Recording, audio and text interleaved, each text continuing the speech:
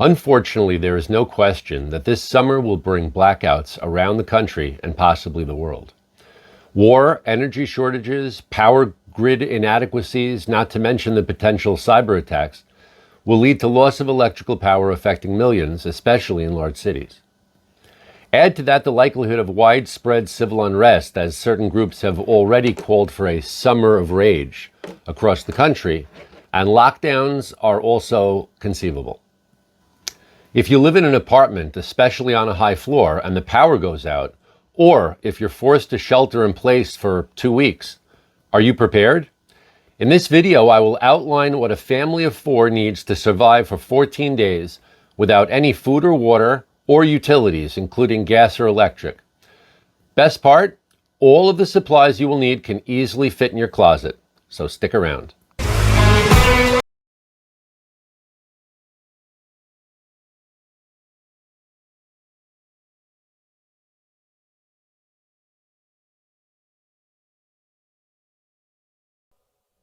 Water is life, and people can only survive for a very short time without clean drinking water. We don't only use water to drink, we also use it to cook and to clean, for laundry and bathing and hygiene. In fact, the average American uses over 150 gallons of water per day in one form or another. But if the water in your apartment stops running, how much water will you need to survive 14 days? The CDC recommends 1 gallon per person per day of water. So when planning for a family of 4, let's call it 1.5 gallons per person. That's 84 gallons. We're going to round that up to 100 gallons of drinking water that you need stored for a family of 4 for 14 days. That's going to cover your drinking, cooking, and hygiene needs. Now, one trick is to keep an emergency water bladder that you can put into your bathtub and fill up when the power goes out. Presumably, shortly after the power goes out, the water is still going to be running at that point. And even if you don't use the water out of your faucets for cooking or drinking, you can still use this for sanitary purposes, cleaning, laundry and other such necessities. So a water bladder, something like a water bob, is basically a giant plastic bag that you can connect to the faucet in your bathtub, fill with water, and it'll hold 100 gallons of water. That is going to be in addition to the storage that we're going to talk about now. Right now would be a great time to like this video and subscribe to our channel. You should also always have some way to filter water, such as a Berkey water filter. To store potable water for drinking and cooking, you can use 20 of the 5-gallon water bottles that fit in a standard water cooler that you can buy in a grocery store or a big box store, and that'll supply you with your 100 gallons. Or you can store your water in water cans that take up a lot less space. Water cans such as these, this is a 5-gallon water can. This is made out of plastic. It has a very convenient carry handle on the top. You can open and close it as opposed to a regular water bottle. These block 100% of the sunlight. They'll keep water fresh for much longer than the typical blue plastic water cooler bottles. And you won't have to rotate your water as frequently. These can easily be sealed, like I said before, and they're stackable. So 20 of these 5-gallon water cans will stack into a tower that will take up less than 30 cubic feet and fits in the bottom of any closet, even an apartment. That's a 2 by 4 by 3 foot high tower. Now, let's talk about food. Your average person needs about 2,500 calories a day under stressful conditions. 4 people, that's 10,000 calories a day. And in 14 days, that's 140,000 calories that you're going to have to provide in shelf-stable food. So first, let's talk about dry food. Dry foods are easy to store. Things like rice, pasta, beans, dry potatoes, powdered eggs, powdered milk, dry cereal, instant oatmeal. Things like that, you can keep in your pantry for a long period of time. It's things that you purchase anyway, and you just rotate them. But what you want to do is make sure that you have 14 days worth, and we'll get to that in a second. Canned food, We're talking about soups, chilies and stews, corn, vegetables, peas, fruit, potted meats, not just spam, tuna, salmon, sardines. That's where you're going to get your protein from. And these are also things that you probably keep in your house anyway, and you just need to keep an additional 2 weeks worth. The 7-meal plan, which was developed by a Mormon lady, I don't know her name, but basically you make a list of 7 meals and you figure out what ingredients you need for those 7 meals, and you double that and you just rotate that, and there you have 14 days worth of meals for your family of 4. So you sit down and figure out what you like to eat and figure out 150,000 calories worth, and just keep that in your pantry. Very important. Don't forget pet food. Depending on what kind of pet you have, you may or may not keep a month's worth of food in the house at any given time, but make sure that you have, at a very minimum, a spare 2-week supply. Another option are MREs, or meals ready to eat. These are the field rations that are currently used by the Department of Defense. Most of the armed forces uses them. They are very calorically dense. They are extremely shelf stable. They last about 5 years unopened.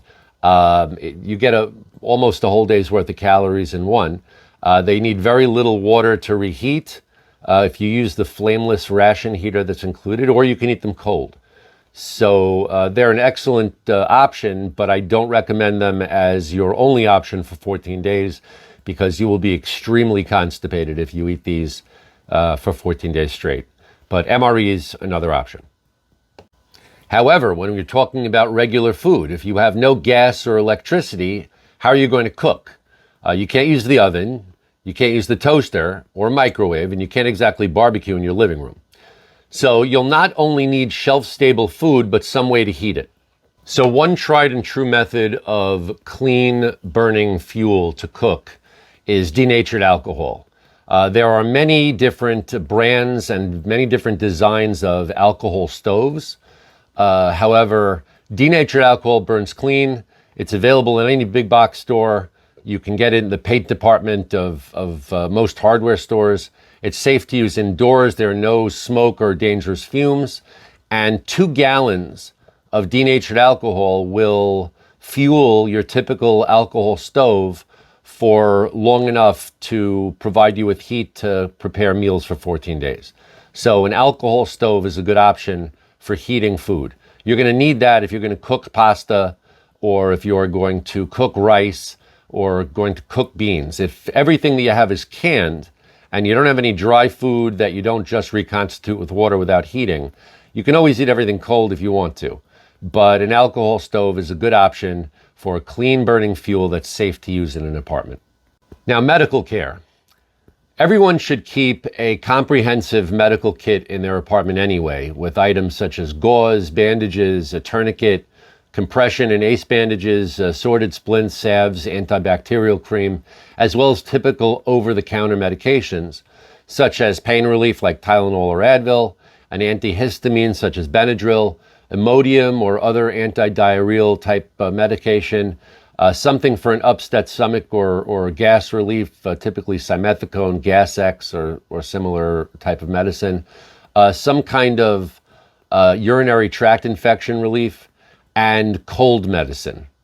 Now, these are typically things you should have anyway, but make sure that you have enough for a 14-day supply when there's no running out to CVS or Walgreens.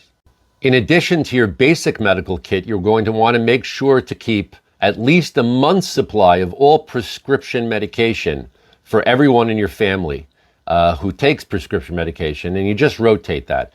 And that's something you should be doing anyway. You should never be without at least a month's supply of whatever prescription medication you take. One easy way to get extra medication if you are on some kind of plan or your insurance won't pay for more than what is prescribed at a time is to get a vacation prescription from your doctor. Tells the pharmacist you're going away, and you can get an extra month's supply. Just put it in the cupboard and rotate it. So every time you pick up your medicine, pull the old one out, use that one, and so on and so forth.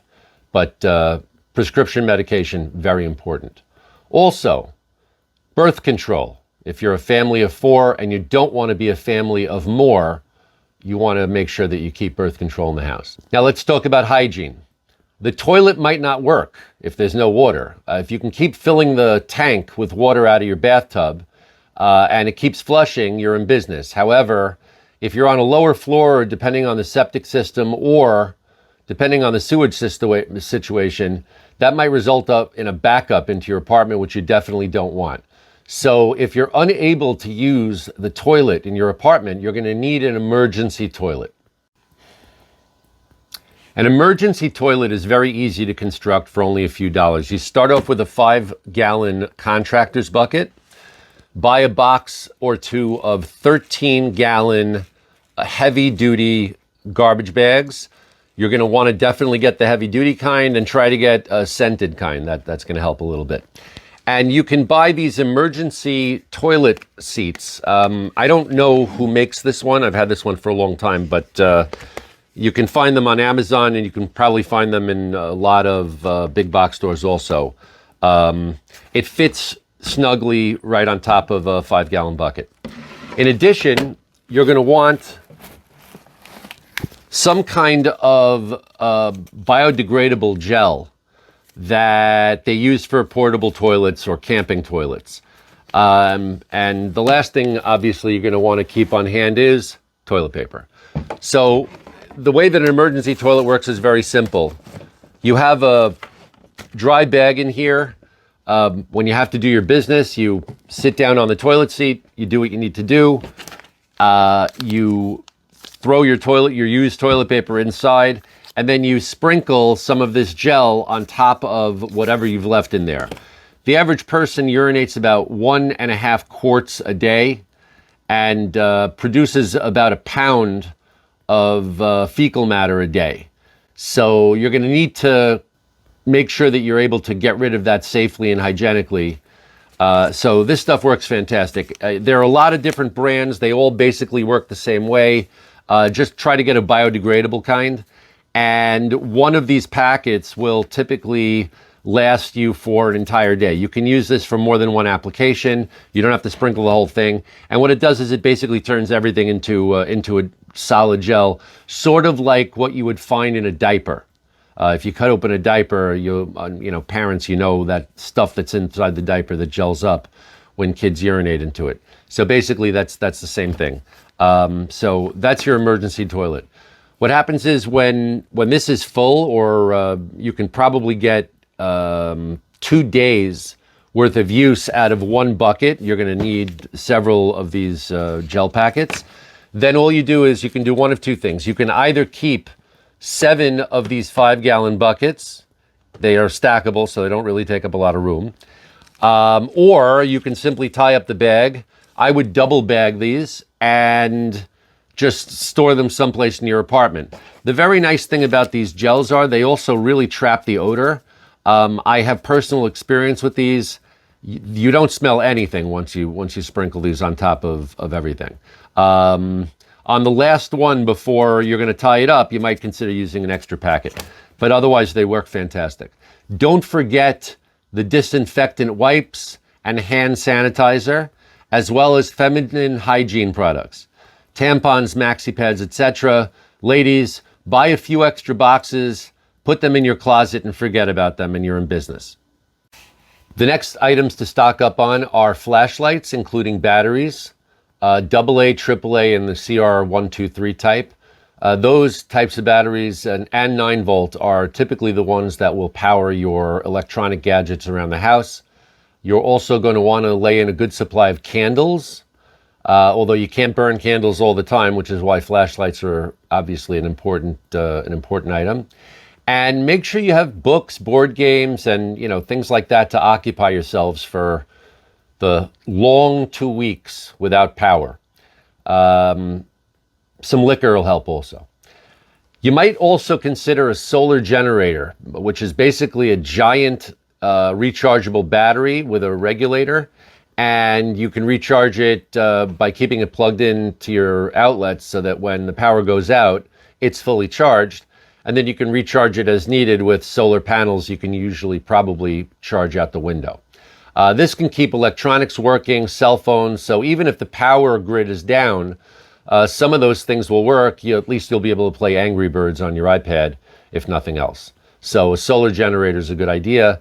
They are not very expensive, and although the large ones typically run a few $1,000s, but for a family of 4 to power small electronics, you can probably pick one up for a few $100s. The last thing to consider is security and self-defense. Let's be honest, people will probably try to break into your apartment once they realize that there's no 911 and the police are not coming. So being able to secure your door and entrances to your apartment is critical, in addition to being able to provide security in both lethal and non-lethal form. Now, you can easily fortify your door to prevent break-ins with a few easy steps that are covered in this video. As far as defensive measures, both lethal and non-lethal, those are going to be the subject of another video. So thank you very much for watching. Please like and subscribe if you haven't already done so, and post all your questions and comments below. It helps the channel grow, and we love to hear your opinion. Until the next video, stay prepared, stay safe, God bless you, and God bless America.